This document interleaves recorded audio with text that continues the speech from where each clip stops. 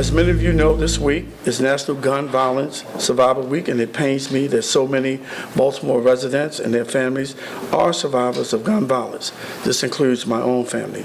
No one should have to go through the pain of losing a loved one to gun violence, and I'm committed to preventing violence. I want to make sure that we bring closure to those who live and have been impacted by that. And that's why I'm here today. I want to thank Commissioner Harrison and the members of his command staff for joining me today and for their continued dedication to the residents of Baltimore. Last month, we had a brazen shooting on one of the busiest intersections in our city in the middle of the day. Today, we are here to inform you that the shooter has been captured and taken off the street. I want to thank the hard-working men and women of the Baltimore Police Department for tirelessly working this case. I also want to reassure residents that we are bringing all of our resources to bear to reduce crime in our city, which includes our federal and state partners, and to reinforce the idea that these are not random acts of violence. Most of the violence that occurs on our streets are between people that know each other. And I want to let criminals know that if this is the path you want to take, these men and women here today with me are going to make sure that prison is the price that you pay. Now I want to turn it over to Commissioner Harrison. Thank you, Mr. Mayor. Thank you for your leadership. And good morning, everyone, and thank you for coming. We are joined by Deputy Commissioner of Operations, Michael Sullivan, Chief of Detective Cherie Briscoe, and our Homicide Commander Major Steve Holman. We're very pleased to announce that we have obtained an arrest warrant to charge 28-year-old Calvin Matthew Stevens, Jr. with the January 15 homicide that occurred in the 200 block of West Baltimore Street. Mr. Stevens is now in custody and will be charged with murder. Not only did this murder occur during broad daylight, but it happened in a downtown area during some of the busiest times of the day, which speaks to the brazenness of today's criminal element. I want to express my sincere appreciation to the men and women of this department and our lead homicide detectives in this investigation, along with members from our crime lab and our local, state, and federal partners. Last week, we discussed some of the good work our officers and detectives are doing across the city every day, and we are continuing to build on that momentum. So far in 2020, our detectives have arrested 15 people for homicides. As we know, gun violence remains to be one of the most serious problems plaguing our city and destroying far too many lives. This department is committed to taking violent offenders, and more particularly repeat violent offenders, off of the streets and holding them accountable, whether it is downtown or in any other neighborhood in our city. We will have more announcements about these efforts and the diligent work of our officers in the upcoming days and weeks, and we continue to urge residents, if you see something, say something. You can call Metro Crime Stoppers to provide anonymous tips at 1-866-7-LOCK-UP. And at this time, we'll take a few questions. Thank you. What was the motive in the downtown murder that Stevens is arrested for? Well, right now, we're not prepared to tell what the motive is. What we know is that it's likely that the perpetrator knew the victim, and the deployment strategy was effective that day. We had an officer on the opposite corner, right where he was supposed to be, doing what he was supposed to do, and allowed us to capture valuable pieces of evidence that connected this perpetrator to this crime. Commissioner, would you consider him a repeat violent offender? There are issues in his past that I believe he would be considered a repeat violent offender. Can you talk a little bit more about the resources? I know you mentioned the officer who was there to collect key pieces of evidence, but any other resources the department is employing? Yes, we are utilizing all of our resources and leveraging partnerships and relationships with other agencies here in the city, local and state.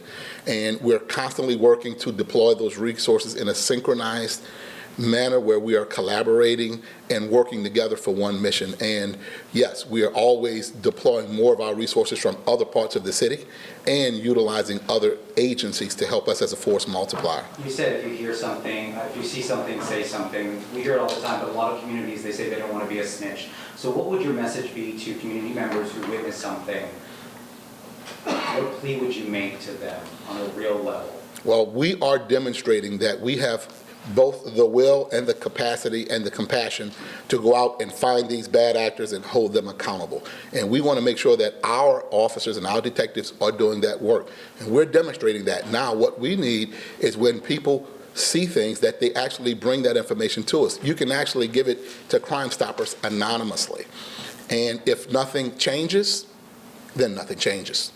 Commissioner, I know it's still early in the year, but given some of the recent arrests, have you seen any improvement in the clearance rate this year? Well, the clearance rate is higher than it was last year because we have made more arrests for murders in the earlier part of the year. So there is a great improvement in that, and we hope to continue that. And it is about adding staffing to the homicide unit. It is about adding training and capacity so that we can be better at what we do. And so when you put all that together, we're seeing improved processes. Commissioner, on this murder in downtown, you talked about some evidence that was crucial, some evidence that was. Is there anything that you can say dealing with what led to this suspect becoming the suspect? Can you give us any more information? Well, I don't want to reveal things that becomes evidence in court, but using technology, using physical evidence that was left behind, the quick approach by an officer who was within a block, putting all that together, and then just doing good detective work and relentless follow-up put us in this position where we've now been able to get a warrant and make an arrest in this case. Anything else? When was he taken into custody? I think he was already in custody prior to today. Commissioner, do you want to clarify your remarks about the, I guess, enforcement of the squeegee case? Because I believe I heard that you thought that you might have misquoted or whatever about that in terms of who would be subject to arrest. Well, we have enforcement, and squeegeeing is an enforcement violation. It's a local violation. But I gave a very, very lengthy answer to the state legislature, but only a 5-second clip was taken from that and kind of framed the way they wanted to frame it. And I gave the answer about making sure we are dedicating the resources and balancing those priorities between the enforcement of squeegee and the enforcement of other index crimes that we're working to prevent. And so I think that was a gross mischaracterization of what the long, complete answer was, and it was given without context. All right, last question. Just a question dealing there's a homeless encampment in Brooklyn, and it's a OT. Can I ask a question before you exit, or you're finished with the commission? Well, not too far from the downtown shooting, 7 people were shot on Park Avenue about almost 50 days ago. Is there an update in that investigation that you can tell the public? No, it's still ongoing, not at this time, sir. Commissioner, can you discuss at all what your agency is doing to help with Anne Arundel County? Like, do you anticipate that your agency may charge also in that case, given the proximity? Well, we had officers who responded to the initial call. We had detectives who responded to that scene, and we have been in constant contact with the Anne Arundel County Police Department and their investigators. And so we're offering any support that's needed. It's multiple scenes, and like I said, we remain in constant contact and close collaboration with them. Thank you. Commissioner, recently we interviewed an officer who explained how he is concerned about the lack of support that he feels exists within the Baltimore Police Department. And I'm just wondering what you would say to that officer. I would say that we support the men and women of the police department, and we've been going around the roll calls, talking to them personally. I talk to them personally. My deputy commissioner has been doing that. I meet with a group of officers and a group of sergeants privately at a wonderful venue once a month, treat them to breakfast so I can hear from them to tell them how we support them. And the fact that we are delivering the resources and delivering on promises that we made is evident of that support. That support is turning and translating into better performance, which is displayed by the arrest of the subject today. Thank you. There's a homeless encampment in Brooklyn at OT and Patapsco Streets. Trying to see if you're aware of it, and also, is there a plan for that area that the city is dealing with? I am aware of it. I have seen it, but I'll defer to Jerry Ann to make any comments about what her office is doing to try to help with that. Good morning, Jerry Ann Anthony from the Mayor's Office of Homeless Services. So we are aware of it. We've been engaging with the homeless neighbors there for about 7 months now, working with them to try to engage them in services. We have DOH who goes out with the homeless mobile van to provide healthcare services. We also partner with Healthcare for the Homeless to provide mobile healthcare services once a month. Our teams are out there right now doing a cleanup on this site, but again, we're out there at least 3 times a week seeking to engage members of that encampment. To date, To date, many of them have declined services. Oftentimes, we are able to transport them to healthcare for the homeless to get healthcare needs met, but they're not willing to go into shelter and not looking to engage any further than that.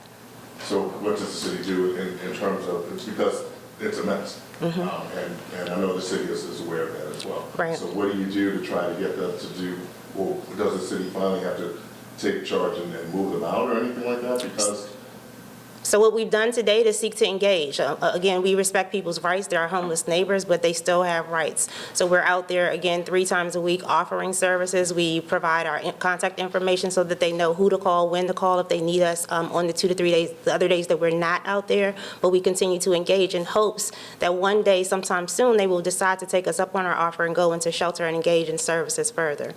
Until that time, we cannot force them to do anything outside of that. All right, thank you guys. Thank you.